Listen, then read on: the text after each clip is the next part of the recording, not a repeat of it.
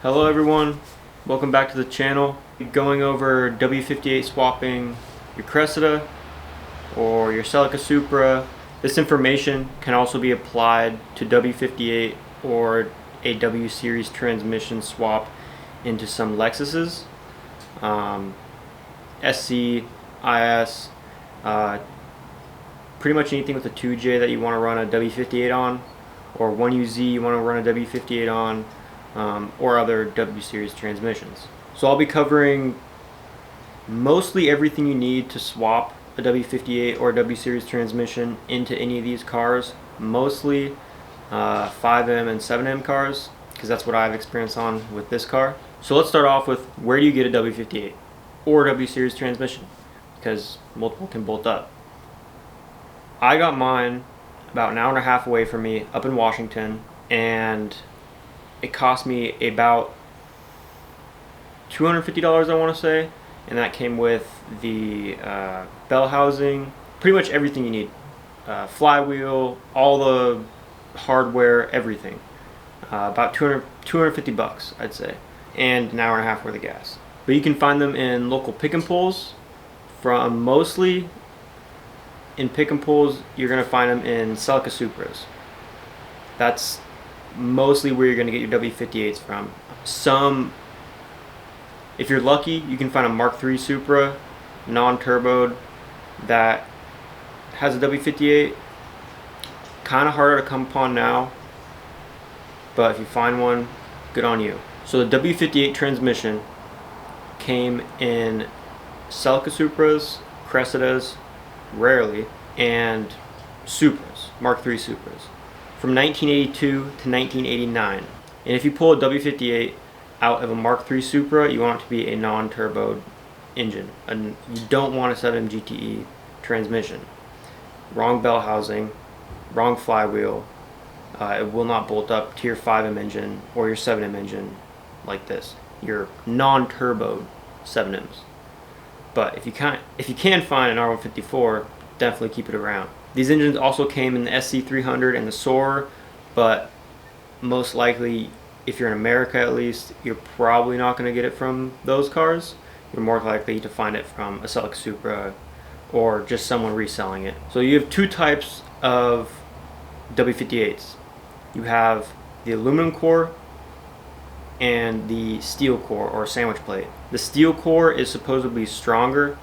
I don't know, I don't have any evidence to back that up. People just say it is. I can understand how it would be, as it's steel compared to aluminum. Nowadays you're kind of lucky if you get a W58 for under 500 bucks. They're just skyrocketed in price right now. It's also good to have the W58 rebuilt. Drift Motion, and I'll link all these companies I'm going to name, Excessive, Drift Motion, all these people, down in the description below. So go ahead and check them out. But they have a kit for sale. I think it's about $200, maybe a little more. It comes with everything you need, all seals, bearings, synchros, everything. So rebuild it yourself. They're not that hard of a transmission to rebuild. You do need a big press though. I wouldn't try just smacking the bearing out. I think it's the second gear bearing or the input shaft bearing, one of those. I'm not exactly sure. I rebuilt the W58 a long time ago at my school, actually. We have 5 W58s there, and it is very upsetting to see them just sit and get rebuilt year after year after year, just from kids.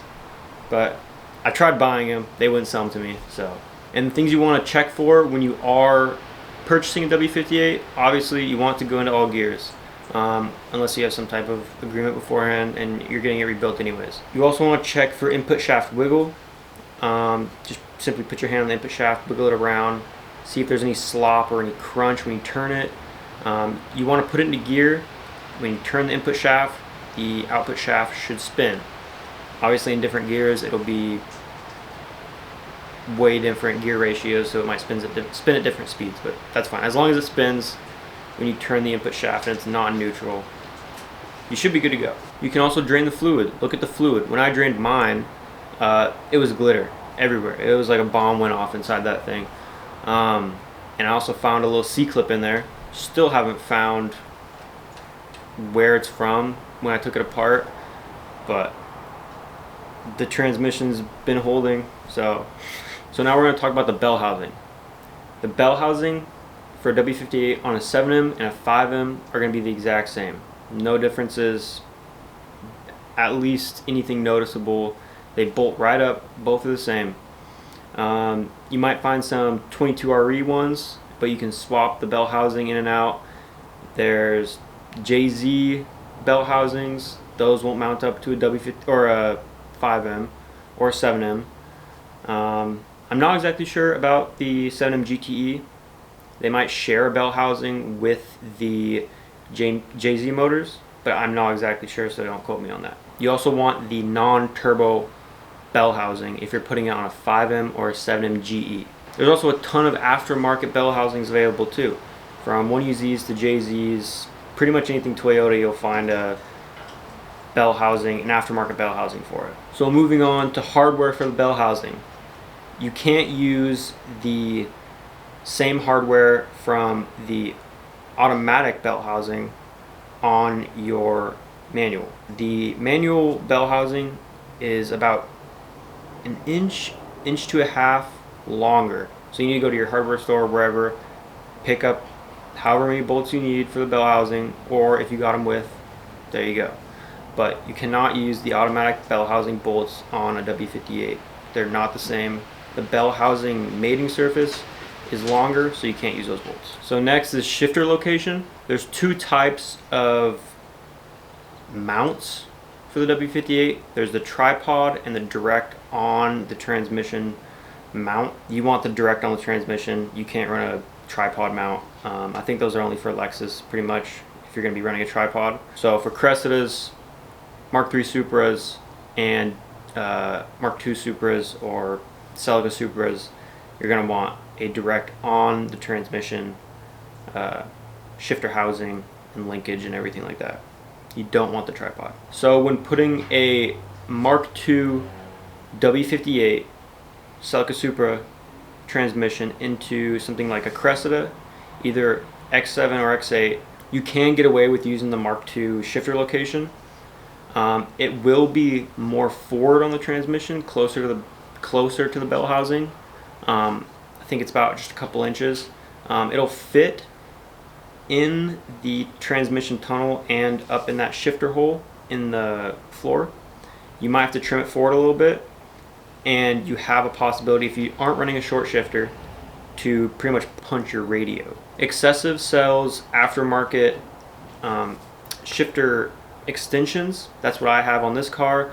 I had to trim the floor back just a tiny little bit, and then I put a short shifter in there. I didn't go with a cube. I just went with a cheap eBay one, and it works fine. I had it come loose on me one time, but just tightened it back up, and it's been fine for the past 4 months. So I just check those bolts every once in a while if it starts feeling sloppy in my hand. It works better than the stock over 20-year-old shifter that was in that transmission. So if you're going to be swapping different shifter locations, you have to open up or at least take off the back tail housing of the transmission. You have to do this because there's a linkage arm inside that's bolted to the output shaft on the transmission. Just one single bolt, you pull the transmission apart, but you have to be very careful as there's a bunch of shifter arms in there, and you have to have those lined up. And I did it under the car because I realized I didn't like where the Mark II shifter location was sitting. So I had the transmission was already installed, so I had to go underneath the car and pretty much pull the tail housing off and reseal it, put the new shifter location from excessive on, the new linkage, everything, and line up those little shifter arms with one hand in the transmission, one hand holding the tail housing up, and slide it in. So that wasn't very fun. I don't recommend it. Do it outside and prepare and do your research. So ideally, you just want a Mark III Supra non-turbo shifter. That is the correct location for the Cressidas, and that is what you want to run, but they're hard to come by and hard to find. So for the flywheel, the 5M and the 7M use the same one. Celica Supra, same one because it's a 5M. Again, you don't want to use the turbo, the 7M turbo flywheel, because those are incorrect and they won't fit these. For things like JZs and 1UZs, those you will most likely have to go aftermarket for. I'm not aware of stock flywheels that fit. It might be like a conversion kit, so you might be able to use like a stock flywheel from something else, but I'm not exactly sure. So go to the forums, dig around, you'll be able to find something, but most likely you'll probably be doing a aftermarket flywheel. And for the hardware for the flywheel, I went with Drift Motion. They just had cheap hardware, perfect for what I needed, bolted right up, worked completely fine. And make sure you get the flywheel resurfaced. It is a cheap thing to do that you definitely want to do.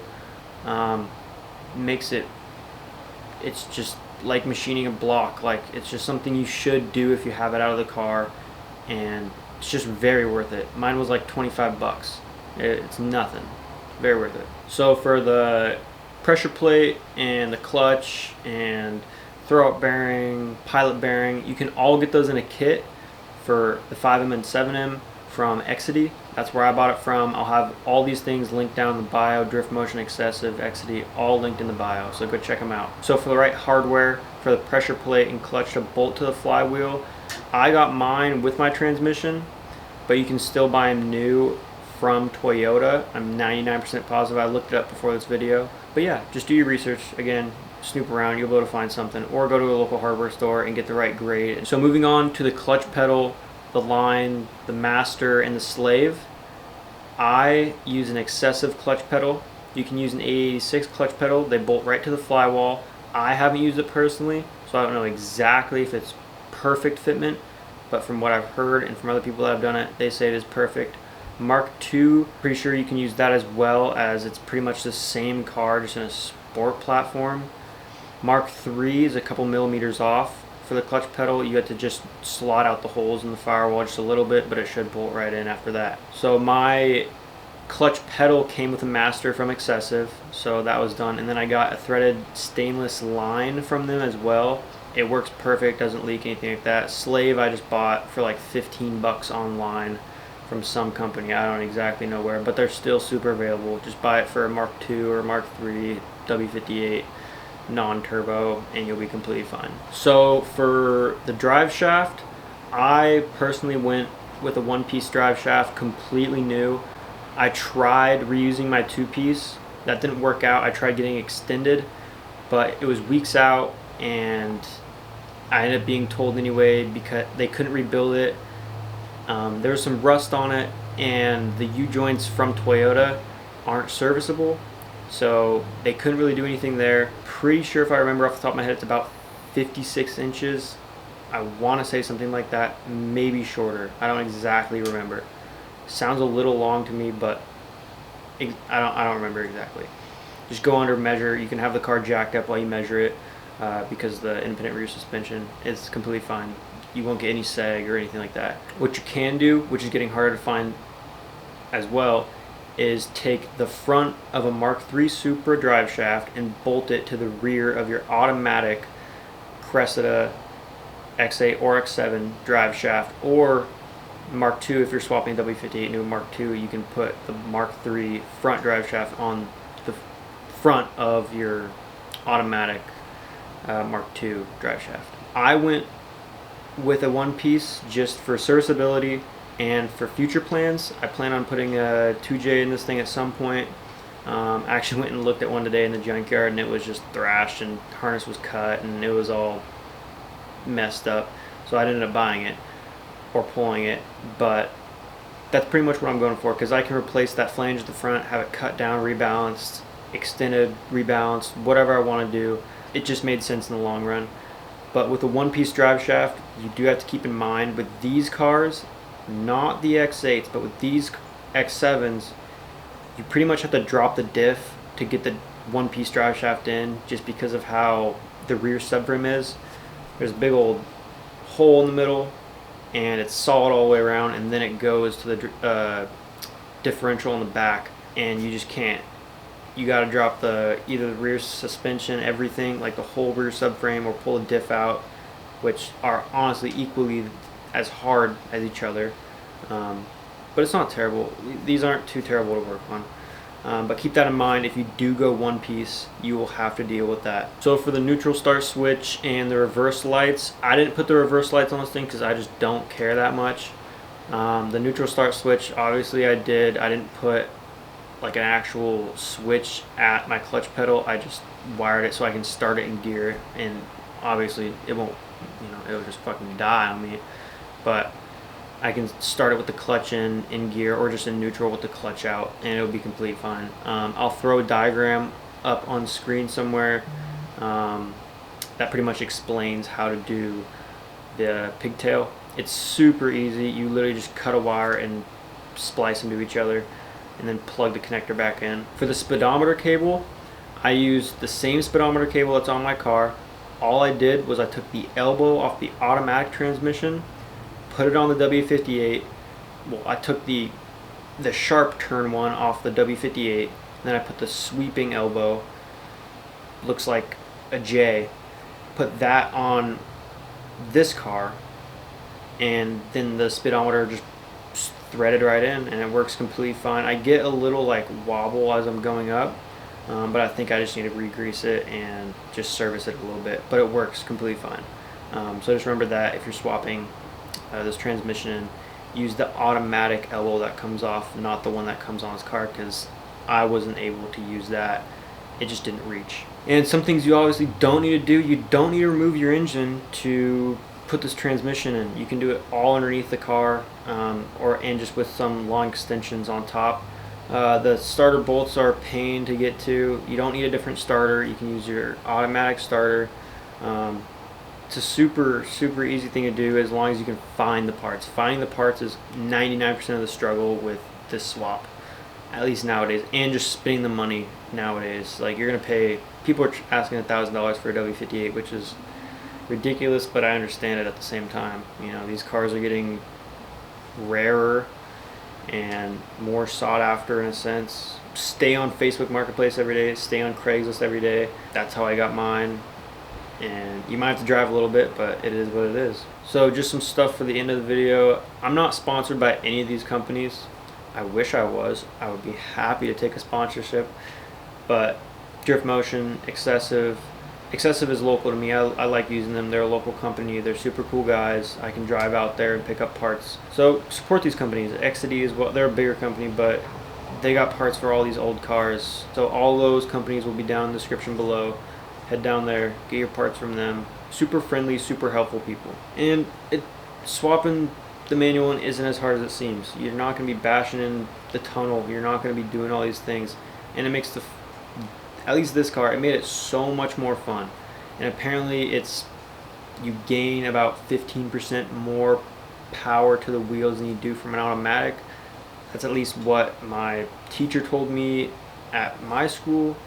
Because I'm an automotive student right now. I graduate in about 4 weeks. I'm super excited about it. So if you guys want to see any videos about just like going to school as an automotive tech, I'd be happy to share some stuff and my experience and how you can actually make money, at least in Oregon, from going to school and getting refunds and all these things. You get paid to go to school while getting your tuition covered and learning all these things. I got free tools, I got refunds, everything, and I obviously put them towards school stuff and paying and supplying my school stuff. Obviously, very obviously. But it's well worth it. It's not that bad. I didn't show any bolting on stuff. There's plenty of videos of people bolting these things onto the transmission, but I wanted to give a full informational video about this because it took me months, not months, but like, I don't know, a decent couple weeks of researching and really building up the parts to get this thing done. I also had my transmission rebuilt, I think by Larry's Transmissions in Oregon City, right near Portland. They did a really good job. They lost one part though that I had to replace. Yeah, if you ever need to, the dust shield that goes on the output shaft of the automatic transmission can slip right on to the manual transmission. So that's the one part that I had to swap over from the automatic. Other than that, this swap's easy. You can do it. I did it in like 2 or 3 days by myself with a hand or two helping me just to lift the transmission up in there. Hardest part is literally just getting the transmission onto the engine and getting it past the clutch and seated all the way. But there's plenty of videos on that on YouTube. So this is just an informational video. I hope you guys enjoyed. Thank you so much for watching. If you'd like, please watch my YouTube videos. Leave a comment. Tell me if there's anything you're confused about. I'd love to clear anything up, give some more information. Any questions you feel like asking, please ask them. I'm pretty good at responding to comments, so I said think so. So please let me know. I'm happy to help in any way I can be. Sweet. Thank you guys.